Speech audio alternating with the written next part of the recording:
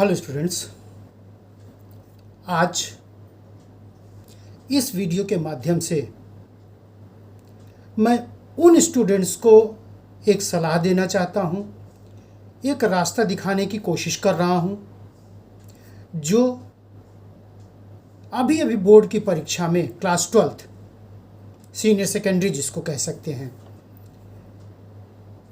में उत्तीर्ण हो चुके हैं। क्योंकि क्लास 12th के बाद हर स्टूडेंट का एक अपना लक्ष्य हो जाता है। आप साइंस के स्ट्रीम के स्टूडेंट हैं, कॉमर्स के हैं, आर्ट्स के हैं, सभी स्टूडेंट्स का अपना अपना एक लक्ष्य हो जाता है। जैसे अगर आप साइंस के स्टूडेंट हैं, अगर आपने मैथमेटिक्स लिया है तो कंफर्म आपकी लाइन और आपका सोच ये होगा कि हम इंजीनियरिंग। अगर आपके पास साइंस विद बायोलॉजी है तो कंफर्म आपका विज़न होगा, लक्ष्य होगा, रास्ता होगा कि नीट का एग्ज़ाम दे करके हम डॉक्टर की तरफ जाएं। अगर आप कॉमर्स के स्टूडेंट हैं तो आपके सामने भी लक्ष्य होगा कि हम आगे क्लैट में एडमिशन लें या 5 ईयर लॉ कोर्स करें या ग्रेजुएशन यानी बीकॉम में एडमिशन लें, बीबीए में एडमिशन लें या प्रोफेशनल कोर्स जो CICWS का है हम उसको करें। ठीक इसी तरह से अगर हम आर्ट्स के स्टूडेंट हैं तो हमारे सामने भी ग्रेजुएशन करें या क्लैट का एग्ज़ाम दें या 5 ईयर लॉ, क्योंकि सभी कोर्स को करने के लिए स्टूडेंट को एंट्रेंस एग्ज़ाम देना पड़ेगा। जैसे अभी एक नीट का एग्ज़ाम हुआ था, सोचिए कितना कंपटीशन टफ होता चला जा रहा है, ये आपको हम बताने की कोशिश कर रहे हैं। अभी जो नीट का एग्ज़ाम हुआ है जिसका रिज़ल्ट शायद आ गया है, मुझको कंफर्म नहीं, शायद आ गया है, कुल मिलाकर के 5 से 5,500 सीट्स के लिए एग्ज़ाम हुआ है और कई लाख कैंडिडेट एग्ज़ाम दिए हैं। और ये कंफर्म है कि इस नीट के एग्ज़ाम को कॉमर्स का स्टूडेंट नहीं दे सकता है, आर्ट्स का स्टूडेंट नहीं दे सकता है, सिर्फ और सिर्फ साइंस और बायोलॉजी बैकग्राउंड का स्टूडेंट एग्ज़ाम दे सकते हैं। तो सोचिए कितनी कम सीट और कितनी ज़्यादा भी भीड़। करीब करीब हर कॉम्पिटिटिव एग्ज़ाम में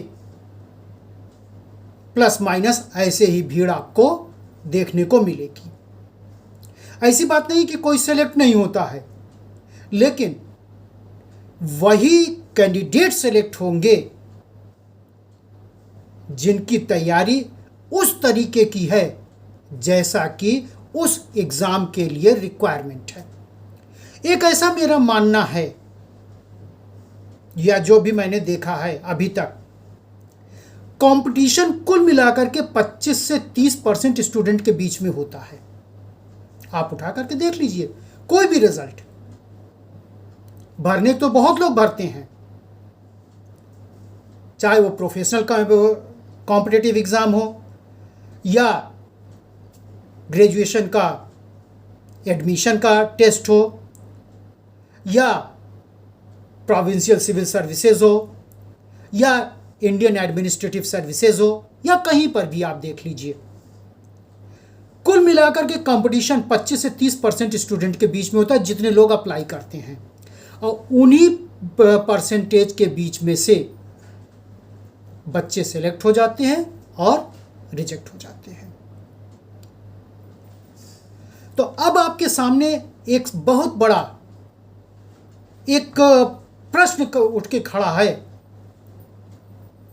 कि हम क्या करें। ग्रेजुएशन में एडमिशन लें या प्रोफेशनल की तरफ अपने को ले जाएं या अन्य कुछ। इसमें जो सबसे बड़ी आपकी हेल्प करेंगे वो आप स्वयं, क्योंकि क्लास 12th का बच्चा, मैं ये नहीं कह रहा हूँ बहुत मैच्योर हो जाते हैं, आज के इस युग के क्लास 12th के बच्चे इतने सेंसिटिव और इतने मेच्योर तो ज़रूर हो जाते हैं कि वो खुद डिसीजन ले सकते हैं कि मुझको किस डायरेक्शन में अपने को ले जाना है। क्यों? क्योंकि आपका इंटरेस्ट क्या है, आपकी रुचि क्या है, आप किस डायरेक्शन में अपने को ज़्यादा सरल महसूस कर सकते हैं, ये आपसे ज़्यादा कोई नहीं जानता। इसीलिए मैंने कहा कि सबसे ज़्यादा आप अपने को जानते हैं कि मुझे आगे क्या करना है। हाँ, डिसीजन लेना बहुत बड़ी बात होती है, किसी भी चीज़ का निर्णय लेना बहुत बड़ी बात होती है, और इस निर्णय लेने में अगर आप खुद अपने को थोड़ा सा असहज महसूस कर रहे हैं, थोड़ा सा कंफ्यूज महसूस कर रहे हैं, तो आपके पेरेंट्स आपके साथ हैं जो आपसे बहुत ज़्यादा अनुभवी हैं, क्योंकि उन्होंने भी अपने लाइफ में ये सब फेस किया होगा।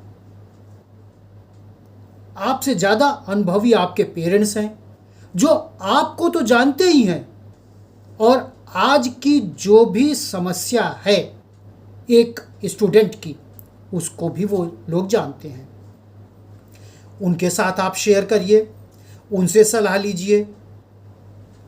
आपके बड़े भाई बहन होंगे जो इस दौर से गुजर चुके होंगे, उनके पास भी इसका अनुभव होगा।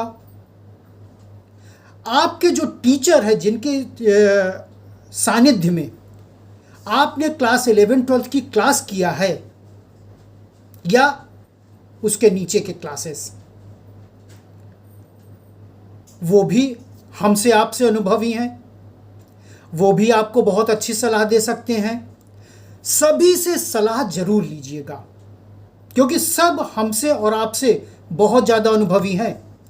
ये हमको आपको मान के चलना पड़ेगा। मान के क्या हैं, इन सभी से सलाह जरूर लीजिए। सलाह लेने के बाद फिर आपका जो इंटरेस्ट है, आपकी जो रुचि है, उसकी कसौटी पर इसको कसिए। ये स्टूडेंट कन्फर्म मैं बता दूं, आपको एक बहुत ही सॉलिड और बहुत ही अच्छा और बहुत ही सुगम निर्णय आपके सामने होगा। उस निर्णय पर अगर आपने अपने कदम डेडिकेशन से, ऑनेस्टी से, हार्ड वर्किंग से रखा है और आगे किया है, लेकिन 3 शब्द जरूर होगा: डेडिकेशन, ऑनेस्टी, हार्ड वर्किंग। तो ये मेरा विश्वास है, ये मेरा अनुभव है कि शायद सफलता के रास्ते पर आप आगे चलते चले जाएंगे। निर्णय आपको लेना है, सलाह आपने जिनसे लिया है उनको करना है। तो इतना जरूर करिएगा, क्योंकि जैसे ही बच्चा क्लास 12th पास करके नेक्स्ट हायर स्टेप पर आता है, किसी भी, चाहे वो ग्रेजुएशन में, चाहे प्रोफेशनल कोर्स में या अन्य किसी में, तो कई गुना सिलेबस पहाड़ के रूप में आपके सामने रहता है। जैसे एक सिंपल सा एग्जाम्पल से बताने की कोशिश कर रहे हैं, हम और आप जब क्लास 12th में रहे होंगे तो फिजिक्स, केमिस्ट्री, बायोलॉजी या फिजिक्स, केमिस्ट्री, मैथमेटिक्स, जो भी आपके सब्जेक्ट रहे होंगे, ये साइंस स्ट्रीम के बारे में है, वो एक ही किताब में रही होगी या 3 छोटी छोटी अलग किताब रही होगी। लेकिन जैसे ही आप क्लास 12th पास करते हैं, आप कंपेयर कर लीजिए सिलेबस का। क्लास तो एक ही स्टेप आगे बढ़ता है, लेकिन सिलेबस का स्टैंडर्ड, पढ़ाई का स्टैंडर्ड, थिंकिंग प्रोसेस ये कई गुना बढ़ जाता है। ठीक उसी तरह से एक एग्जाम्पल दे करके हम समझाने की कोशिश कर रहे हैं। ठीक उसी तरह से जैसे एक छोटे से गड्ढे में मेढक है, उस मेढक को उस गड्ढे से निकाल करके नदी में डाल दिया जाए, बहाव भी तेज और बहुत बड़ा एरिया। यही चीज जब बच्चा क्लास 12th पास करके नेक्स्ट हायर स्टडी में आता है, हर बच्चे के साथ, आप किसी स्ट्रीम के स्टूडेंट हो, साइंस के हो, आर्ट्स के हो, कॉमर्स के हो, अभी क्या, अगर हम जनरल कंपटीशन में जाते हैं, जैसे पीसीएस हुआ, आईएएस हुआ, या अन्य किसी कंपटीशन में, जनरल कंपटीशन की बात कर रहे हैं हम, वहाँ तो कोई सिलेबस है ही नहीं है। इतना बड़ा सिलेबस है, ऐसा नहीं कि वहाँ कोई सेलेक्ट नहीं होते, सफल नहीं होते, आप ही में से कोई बच्चा सेलेक्ट हो जाता है। क्यों?